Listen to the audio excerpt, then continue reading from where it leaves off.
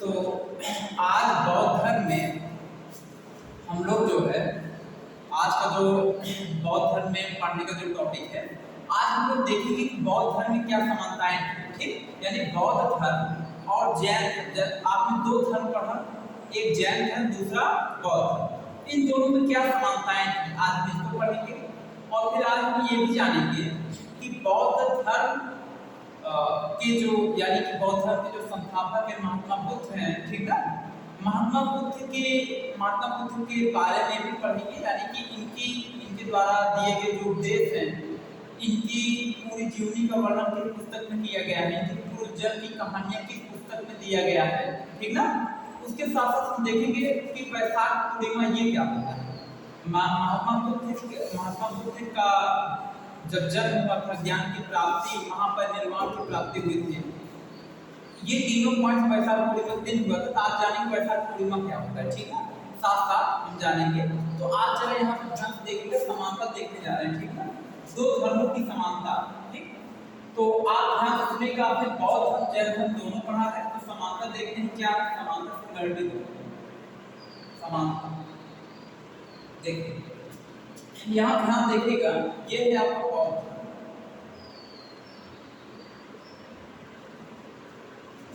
और यहाँ पे हम लिखते हैं आपका जैन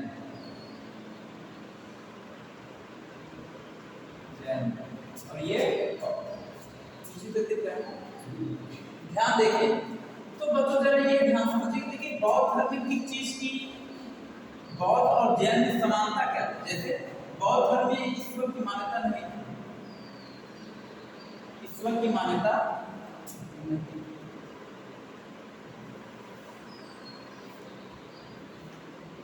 बौद्ध धर्म के ईश्वर की मान्यता थी नहीं थी। तो जैन धर्म में भी वही सेम है, इसमें ईश्वर की मान्यता नहीं, ईश्वर की मान्यता नहीं। ठीक, याद की नहीं, मैंने कोई ज्यादा क्योंकि अभी पढ़ाना चाहिए, ईश्वर की मान्यता नहीं। ठीक, यानी बौद्ध धर्म में भी ईश्वर की मान्यता नहीं है, जैन धर्म में भी ईश्वर की मान्यता नहीं है। सेकेंड पॉइंट क्या है, ध्यान सुनिएगा। सेकेंड पॉइंट है कि इसमें कर्मकांड की मान्यता नहीं, कर्मकांड की मान्यता नहीं है, मतलब ऊपर वाला समझिए। जैन धर्म में भी क्या है, कर्मकांड की मान्यता नहीं। देख रहे हैं, मतलब दोनों में कर्मकांड की मान्यता ही नहीं। क्लियर। तीसरा पॉइंट देखिए दोस्तों, हम लोग यहाँ पे देखिए, बौद्ध धर्म में जो है आत्मा की मान्यता है, पुनर्जन्म की मान्यता है। जैन धर्म में भी आत्मा पुनर्जन्म की मान्यता है। तो देखिए इसमें पुनर्जन्म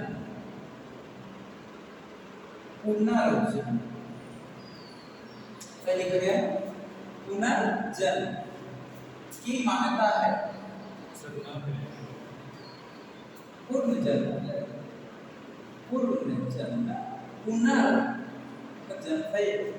पुनर्जन्म की मान्यता है। और इसमें जो है, इसमें भी पुनर्जन्म की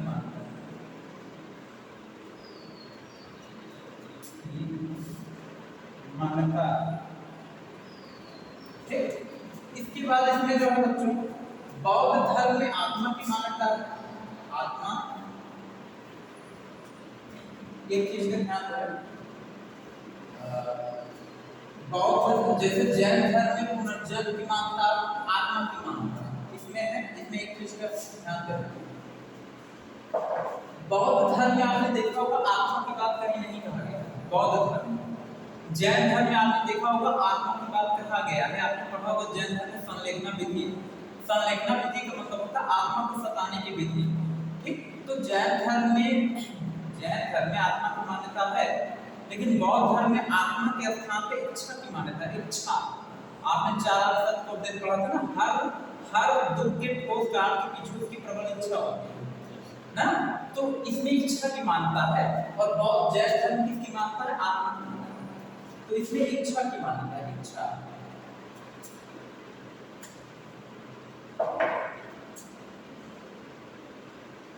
इच्छा की मान्यता है।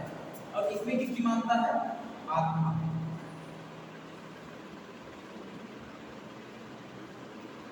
इसमें आत्मा की मान्यता, ठीक है। तो इसमें आत्मा की मानता है, इसमें ईश्वर की मानता है। उसके बाद आप देखिए दोनों में मोक्ष की बात आती है, दोनों मोक्ष की बात।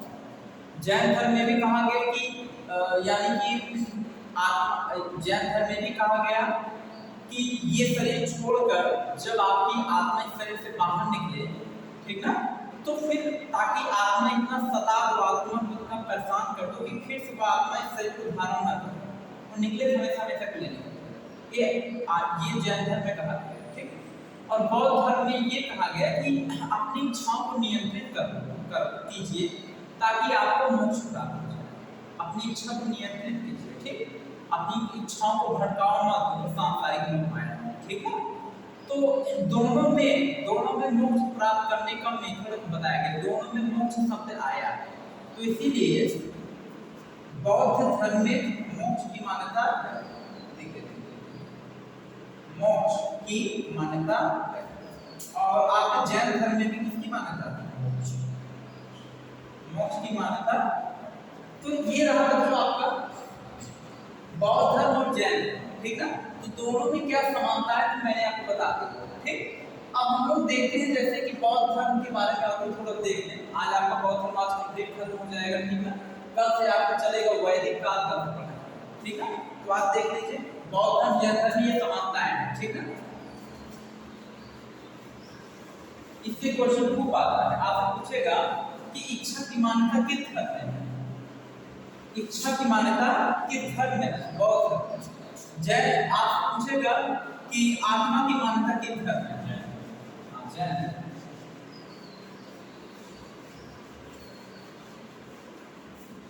फिर पूछेगा पुनर्जन्म की मान्यता किस धर्म में?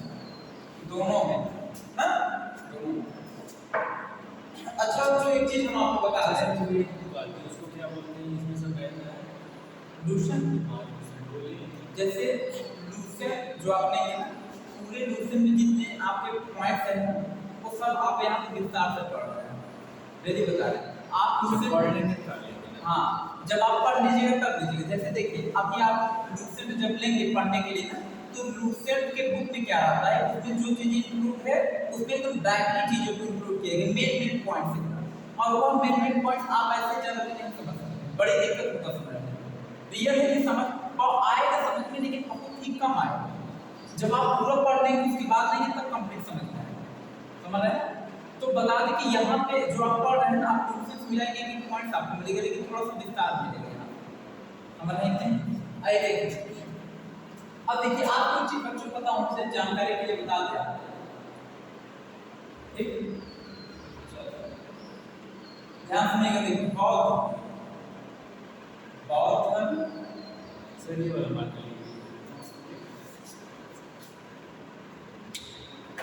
बौद्ध धर्म और जैन, बौद्ध धर्म और जैन, इन दोनों धर्मों की जो उत्पत्ति है वो किस धर्म से हुआ? हिंदू धर्म। किस धर्म से? अब देखिए बौद्ध धर्म और जैन धर्म, इन दोनों धर्मों की उत्पत्ति, मतलब ये दोनों धर्म बने किससे, निकले किससे? इन दोनों धर्मों की उत्पत्ति हिंदू धर्म से हुआ है। इसीलिए हिंदू धर्म को सनातन धर्म सबसे प्राचीन धर्म कहा जाता है ना। यानी हिंदू धर्म से इन दोनों धर्मों की उत्पत्ति हुई, बौद्ध धर्म जैन धर्म, जानते रहिएगा, ठीक। उसके बाद आप यहाँ पे समझिएगा, देखिए बच्चों यहाँ पे, यानी कि यहाँ समझिएगा बौद्ध धर्म के जो मंदिर होते हैं, बौद्ध धर्म के मंदिरों को क्या कहते हैं? पैगोड़ा। पैगोड़ा। बौद्ध धर्म के मंदिरों को पैगोड़ा कहा जाता है, पैगोड़ा। बौद्ध धर्म के मंदिरों को क्या कहा जाता है? पैगोड़ा कहा जाता है, ठीक है। जैसे बौद्ध धर्म के जो भी मंदिर वगैरह बनाए जाते हैं, जैसे महात्मा बुद्ध की कोई मूर्ति होती है उसको लोग पैगोड़ा कहते हैं, ठीक। अब देखिए उसके बाद यहाँ पे अगला आपसे पूछा जाएगा यहाँ पे कि महात्मा बुद्ध, यानी कि महात्मा बुद्ध का जब जन्म हुआ था, महात्मा बुद्ध को ज्ञान की प्राप्ति हुई थी, महात्मा बुद्ध को महापरिनिर्वाण की जब प्राप्ति हुई थी, ये तीनों किस दिन हुआ था? तो वैशाख पूर्णिमा के दिन ध्यान सुनिएगा, वैशाख यहाँ पे लिख देते हैं महात्मा बुद्ध को, महात्मा बुद्ध को ज्ञान की प्राप्ति, ज्ञान प्राप्ति और इनका जन्म, महात्मा बुद्ध का जन्म ज्ञान प्राप्ति, ज्ञान प्राप्ति और महापरिनिर्वाण। अच्छा, महापरिनिर्वाण को समझ, महापरिनिर्वाण की प्राप्ति, महात्मा बुद्ध का जन्म, ज्ञान प्राप्ति और महापरिनिर्वाण की प्राप्ति किस दिन पर था? तो वैशाख पूर्णिमा के दिन पर, वैशाख पूर्णिमा, वैशाख पूर्णिमा, वैशाख पूर्णिमा। यानी जितना पढ़ाते हैं 3-4 घंटे रोज रिवाइज करते हैं। हाँ, तो आप मान चलिए एक डेली आप रिवाइज में जितना पढ़ाते हैं आपको याद होता जाएगा। बस क्या है कि जो पीछे पढ़ा दिए हैं उसको भी थोड़ा थोड़ा रिवाइज कीजिए। रिवाइज करने में कहाँ ज़्यादा समझ जाता है, ओनली 20-25 मिनट आप रिवाइज कीजिए, आपको सब आ जाएगा। हमारे यहाँ ध्यान से अब देखिए, महात्मा बुद्ध का जन्म, ज्ञान प्राप्ति, महापरिनिर्वाण की प्राप्ति के दिन होता वैशाख पूर्णिमा के दिन, ठीक है। अच्छा, ये वैशाख पूर्णिमा होता क्या? देखिए, ये जो वैशाख पूर्णिमा है ये हमारे बौद्ध धर्म, बौद्ध और हिंदू धर्म, ठीक है, यानी बौद्ध धर्म और हिंदू धर्म, बौद्ध धर्म और हिंदू धर्म का प्रमुख त्योहार माना जाता है। ये वैशाख पूर्णिमा बौद्ध धर्म और हिंदू धर्म का क्या माना जाता है? एक फेस्टिवल है, एक त्योहार, समझ गए। और ये जो वैशाख पूर्णिमा है ये होता है जैसे हमारे हिंदू धर्म में हिंदी महीना चलता है, पता है, जैसे चैत्र, वैशाख, आषाढ़, सावन, भादव, कार्तिक, कार्तिक, लगन, पौष, माघ, फाल्गुन ऐसे करके ना सब पूरा 12 महीना, समझ गए। तो हमारा जो हिंदू धर्म है, हिंदू धर्म में एक महीना आता है हिंदी महीने जिसका नाम है वैशाख, वैशाख महीना, जिसे लोग वैसाखी भी कहते हैं। वैशाख महीना, तो उसी वैशाख महीने में एक तिथि आती है, डेट, पूर्णिमा तिथि, पूर्णिमा तिथि। तो वैशाख महीने के पूर्णिमा तिथि को महात्मा बुद्ध का जन्म हुआ था, ज्ञान प्राप्त हुआ था और महापरिनिर्वाण की प्राप्ति उसी दिन। हाँ, इनकी ये बहुत बड़ी विशेषता माना जाता है। महात्मा बुद्ध की ये बहुत बड़ी विशेषता माना जाता है। महात्मा बुद्ध का जन्म भी इसी दिन हुआ था, फिर इनको ज्ञान की प्राप्ति इसी दिन हुआ था। अब ऐसे नहीं कि जन्म हुआ तुरंत ज्ञान मिल गया, ऐसा थोड़ी, जन्म हुआ फिर समय बीतता गया, फिर इसी दिन ज्ञान प्राप्ति भी हुआ, फिर उसके बाद जब इनका डेथ हुआ तो इसी दिन ही इनका डेथ हुआ था वैशाख पूर्णिमा के। तो ये बहुत विशेष व्यक्ति में ऐसा होता है, ठीक। और मैं आपको बता दूं इस दिन हम लोग करते क्या है वैशाख पूर्णिमा के दिन। जैसे बौद्ध धर्म वाले क्या करते हैं, तो ये महात्मा बुद्ध की मूर्ति वगैरह बना करके उनकी पूजा पाठ करते हैं, महात्मा बुद्ध की। ये लोग भी मतलब पूजा पाठ करते हैं, मतलब उनको अपना आदर्श मानते हैं, बौद्ध धर्म के रीति रिवाजों को अच्छे से उसे समझते हैं, ठीक है, वैशाख पूर्णिमा के दिन। अच्छा, हिंदू धर्म के लोग क्या करते हैं? हिंदू धर्म के लोग, जैसे आपको पता है कि महात्मा बुद्ध विष्णु भगवान के 9वें अवतार माने जाते हैं, पता है कि नहीं? तो महात्मा बुद्ध विष्णु भगवान के 9वें अवतार माने जाते हैं। तो हम लोग क्या करते हैं, हिंदू धर्म वाले महात्मा बुद्ध, यानी कि महात्मा बुद्ध की पूजा तो भारत में भी लोग करते हैं, बौद्ध धर्म वाले ज्यादा करते हैं क्योंकि उनकी आइडिया रहे कि हिंदू धर्म के लोग क्या करते हैं, वैशाख पूर्णिमा के दिन हिंदू धर्म के लोग विष्णु भगवान की पूजा करते हैं, उनका कथा सुनते हैं, समझ गए, उनका व्रत रखते हैं, उपवास रखते हैं, ठीक है। लोग पवित्र नदियों में उस दिन जाते हैं स्नान करने के लिए, ठीक। सत्यनारायण भगवान की लोग कथा उपदेश सुनते हैं, समझ गए। तो मतलब कि ये सब इतना सब मतलब कि लोगों की आस्था है, इसीलिए वैशाख पूर्णिमा हिंदू धर्म के लिए, बौद्ध धर्म के लिए बहुत प्रमुख त्योहारों में से एक माना जाता है, समझ गए। तो ये तो आपका हो गया वैशाख पूर्णिमा, आपको बता दिया हर person, इसका महत्व आपको पता है। अब देखिए बात से क्वेश्चन किया जाएगा कि महात्मा बुद्ध महात्मा बुद्ध के बारे में कहा जाता है कि महात्मा बुद्ध के पूर्व जन्म मतलब पहले के जन्म, महात्मा बुद्ध के बारे में कहा जाता है कि इनके जैसे कई जन्म, ठीक है। तो महात्मा बुद्ध के पूर्व जन्म की 200 कहानियों का वर्णन किस पुस्तक में किया गया? बुद्ध के, बुद्ध अगर लिख देते इसका मतलब क्या होता है महात्मा बुद्ध। ठीक, अब ध्यान से देखिए ये जो वैशाख पूर्णिमा है, इस वैशाख पूर्णिमा को एक नाम से हम और भी जानते हैं। बौद्ध धर्म वाले इसी वैशाख पूर्णिमा को बुद्ध पूर्णिमा के नाम से जानते हैं। किस नाम से?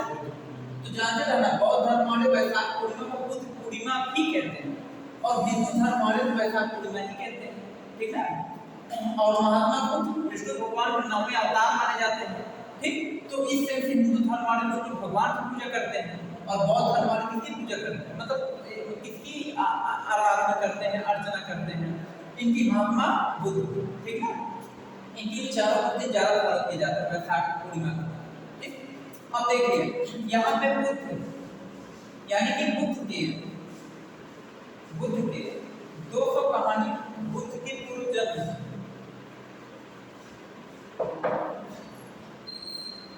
बुद्ध के पूर्व जन्म 200 कहानियों का वर्णन, 200 कहानियों का वर्णन किस पुस्तक में?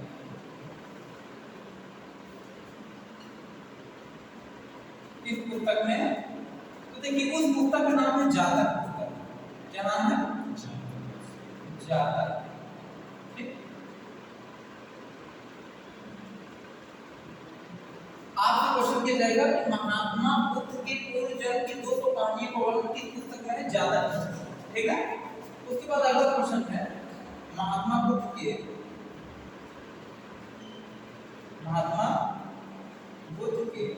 पूरी जीवनी का वर्णन। पूरी जीवनी मतलब क्या है? जैसे जीवन परिचय आप पढ़ते हैं, तो जीवन परिचय जब आप पढ़ते हैं तो पूरे जीवन के बारे में पढ़ते हैं ना कि इनका जन्म कब हुआ, इन्होंने अपने लाइफ में क्या क्या सोसाइटी के लिए क्या क्या काम किया है। ठीक, हर चीज पढ़ते कि इनकी मृत्यु कब, इनका लेख क्या है, इन्होंने क्या लिखा है, समझिए पूरा पढ़ते कि इनकी कृति क्या है, इनके द्वारा कही गई क्या महत्वपूर्ण उद्देश्य है, सब पढ़ते हैं। तो वैसे ये भी महात्मा बुद्ध की पूरी जीवनी मतलब इनके पूरे जीवन के बारे में वर्णन किया गया है, मतलब इनके पूरे जीवन के बारे में वर्णन किस पुस्तक में किया गया है। ठीक है, ये भी ज्यादा पुस्तक इसका हो गया है, इसमें किया गया है ललित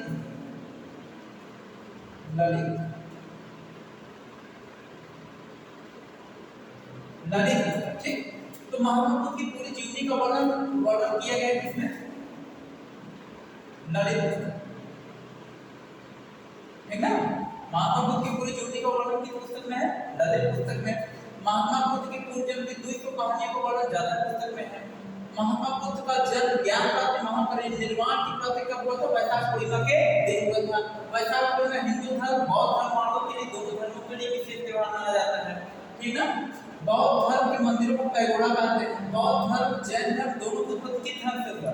हिंदू धर्म से। क्लियर कर से?